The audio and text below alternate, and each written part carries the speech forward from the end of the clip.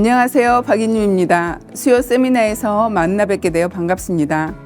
오늘 저는 우리보다 20년 먼저 초고령 사회에 접어든 일본에서 시행하고 있는 지역 포괄 케어 시스템을 소개하면서 치과가 준비해야 할 것이 무엇인지에 대해 생각해보는 시간을 갖고자 합니다.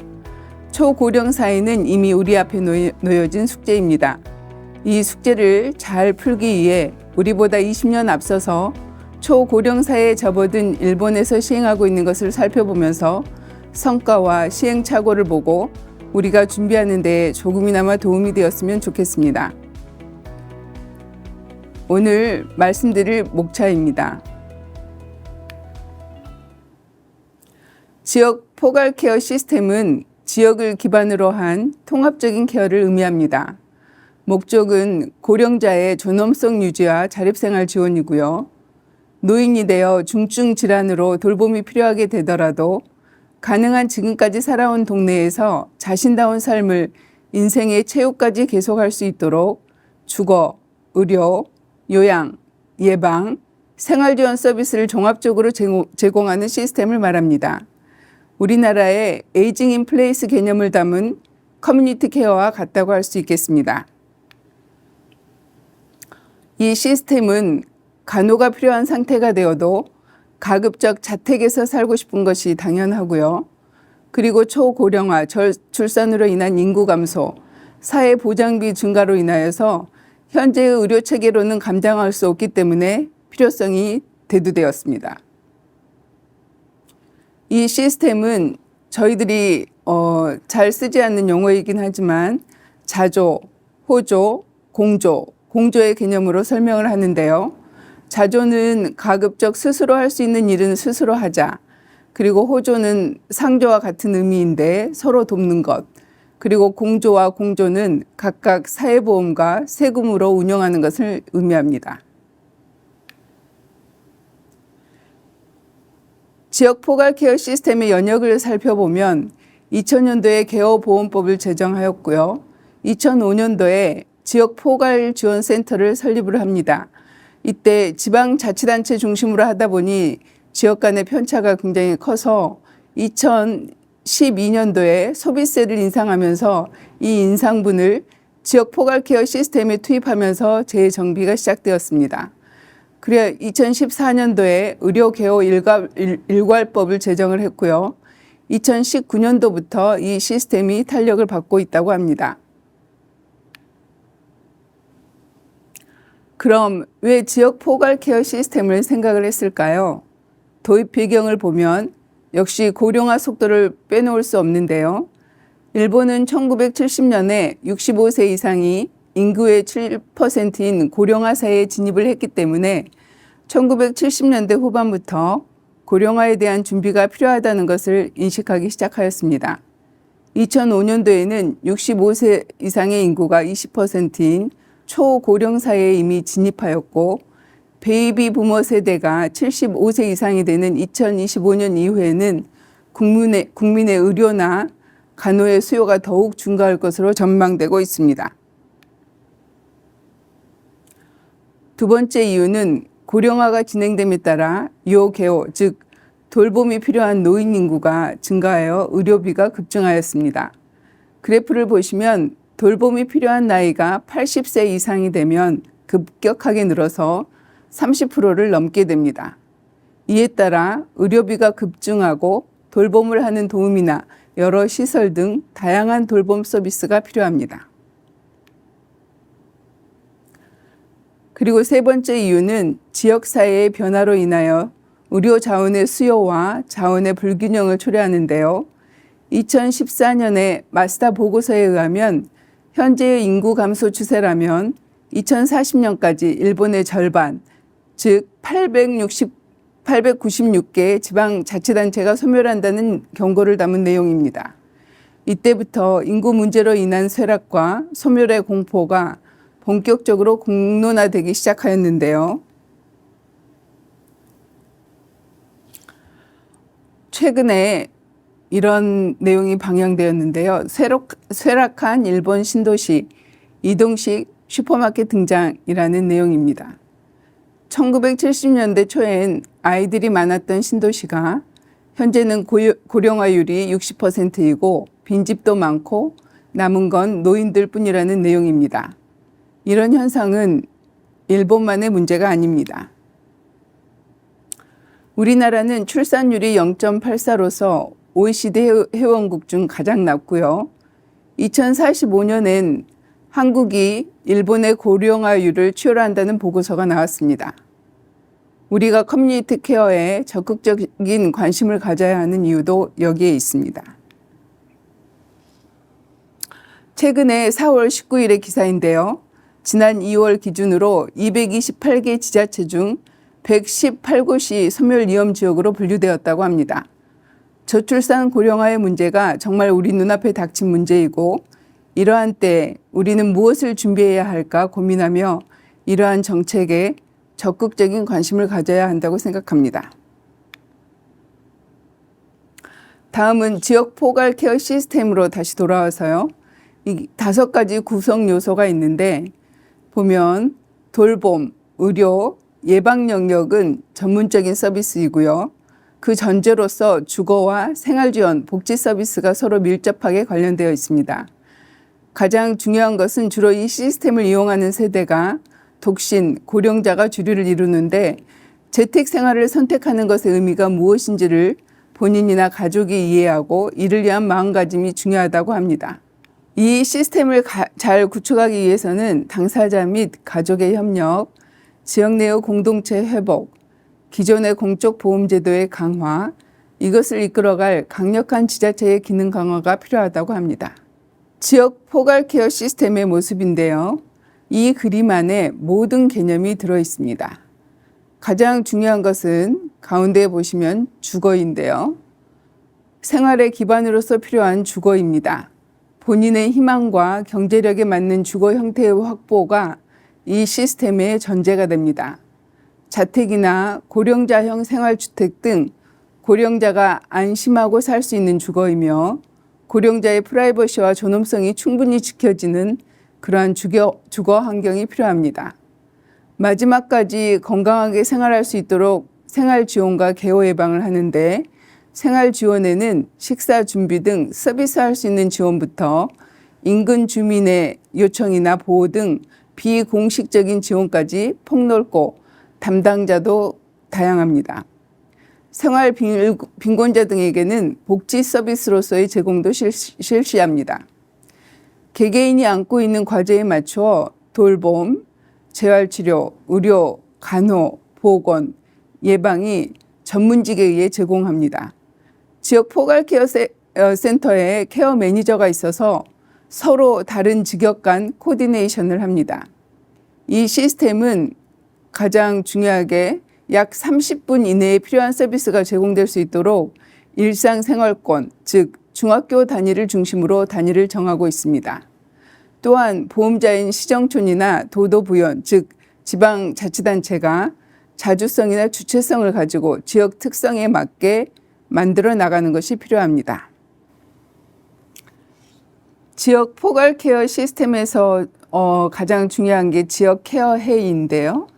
지역 케어 회의를 할 때는 다직종 네트워크가 굉장히 필요한데 여기에는 의료, 재활, 영양, 구강, 약제에 대한 전문 지식을 가진 전문인과 그리고 케어 플랜 작성자, 그리고 서비스 사업소, 이런 시정촌, 그리고 지역 포괄센터의 직원이 서로 참여한 그런 지역 케어 회의를 합니다. 그래서 지원이 필요한 그 환자에 대해서 서로 얘기하고 이것을 케어 플랜을 실행하고 평가하고 다시 재평가하여서 고령자의 삶의 질을 향상시키는 데 이 지역 케어 시스템이 주안점이 있는데요. 제가 보니까 이게 지역 케어 회의가 참 중요한 것 같은데 이게 쉽지 않은 것 같아요.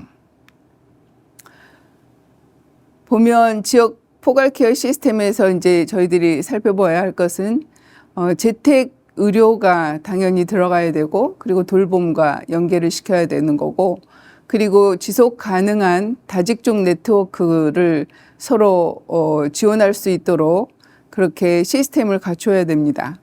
그리고 개인 맞춤형으로 돌봄 계획을 수립하고 또 정보통신 기술을 활용을 하여서 환자들의 그런 자료나 그런 것들을 서로 효율적으로 정보를 주고받을 수 있도록 합니다.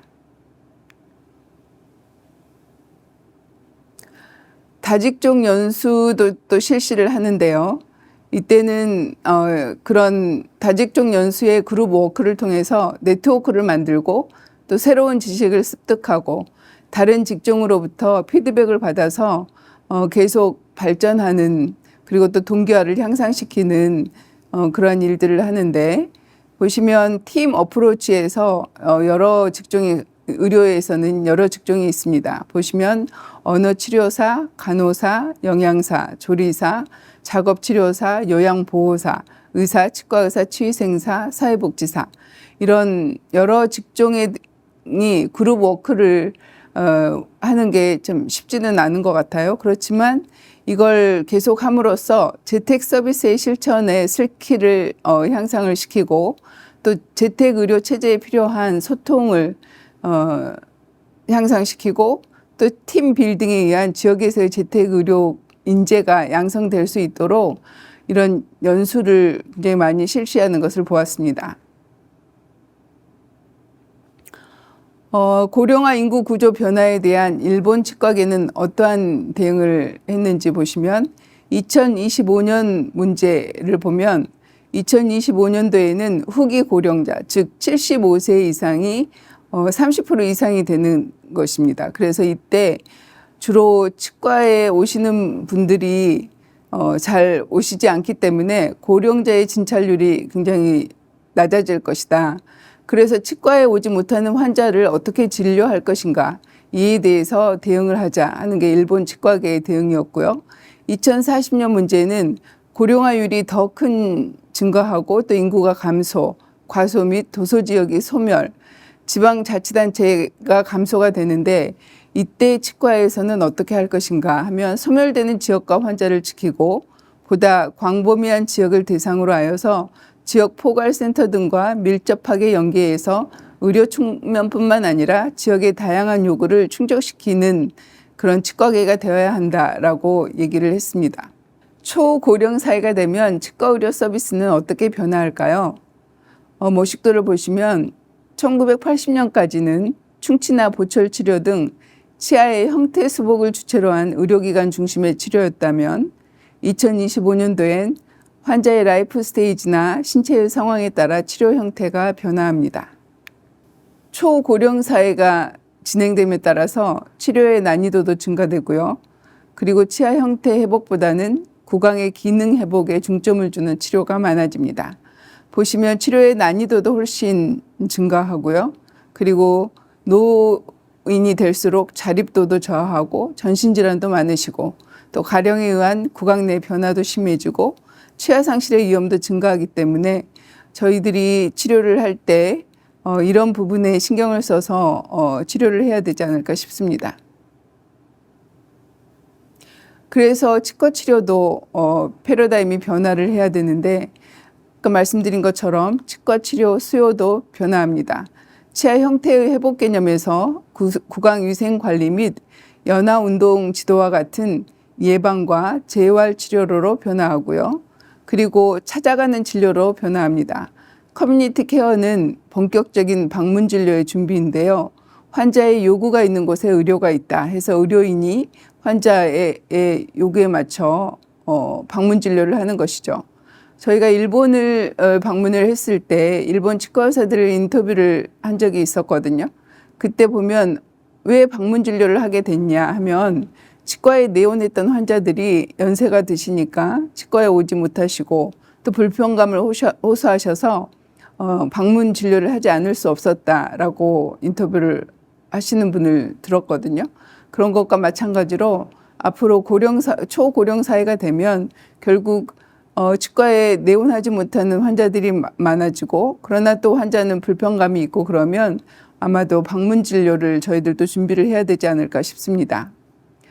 이때는 의료인과 의료 보조 인력 간의 팀 어프로치가 굉장히 중요해집니다. 그리고 일방향 진료에서 양방향 진료로 패러다임이 변화한다는 것은 저희가 환자의 동의를 얻어서 치료 중심의 그런 진료를 했다면 이제는 동의와 함께 환자의 협조가 굉장히 필요한 예방 중심, 재활 중심의 치과 의사, 환자 양방향 진료로 변화한다는 것입니다. 그리고 이제 노인 환자를 위한 치료 프로토콜이 바뀌는데요.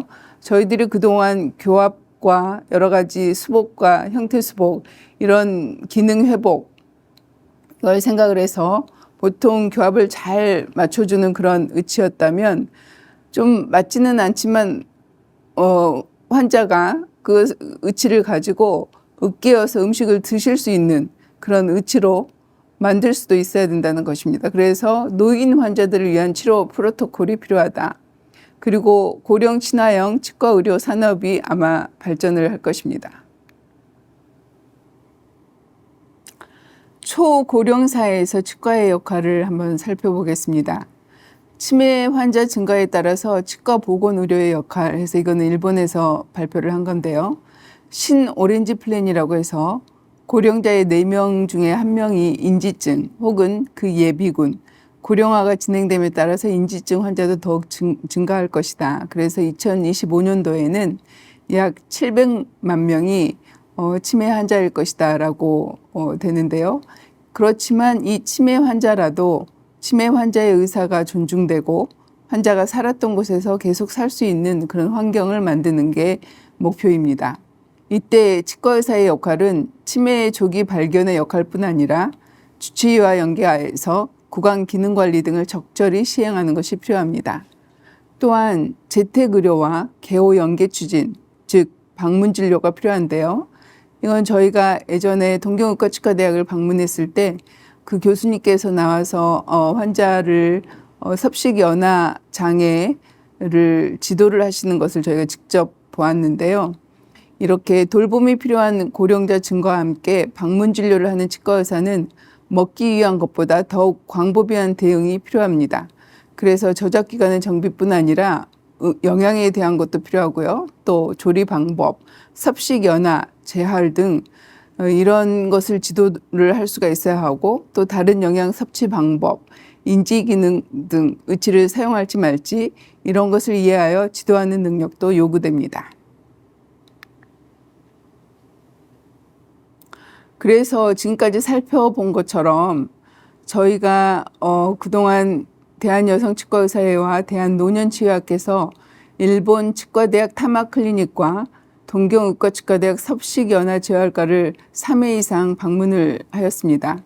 그리하여서 지금까지 얻은 내용을 말씀드렸는데 일본은 이미 방문 진료를 시행을 하고 있고 섭식연화장애 환자를 검사해서 환자가 어떠한 음식을 섭취 가능한지 지도를 해주고 있습니다. 저희는 그것은 못하더라도 저희들도 방문 진료가 분명히 앞으로 될 터인데 이 진료를 어떻게 준비를 해야 되는지 구심점이 될 수 있는 조직 그리고 저희 치과계가 준비를 해야 될 것이라고 생각되는데요. 지금 대한노년치의학회에 보시면 치과의료 포럼 해가지고 발족식도 했고요. 여러 가지 연구들을 많이 하고 있습니다. 이런 노년치의학회에서 하는 여러 학술대회나 행사에 많은 관심을 가져주시고 그래야 해서 우리가 초고령 사회에서 어떻게 준비를 해야 되는지 그런 부분을 함께 고민을 했으면 좋겠습니다. 마지막 슬라이드인데요. 이것은 일본 정신과 의사가 이렇게 내용을 썼더라고요. 70세가 건강 장수의 갈림길에서 늙을수록 고기를 먹어라. 뭘 하든 은퇴하지 마라. 일하는 것이 노화 늦추는 최고 보약이다. 햇빛 쬐는 습관이 사람을 젊게 한다. 눕지 말고 움직여라. 일부러 외출해라. SNS를 즐겨라. 지인과 토론하자. 느슨한 운동을 습관화해라.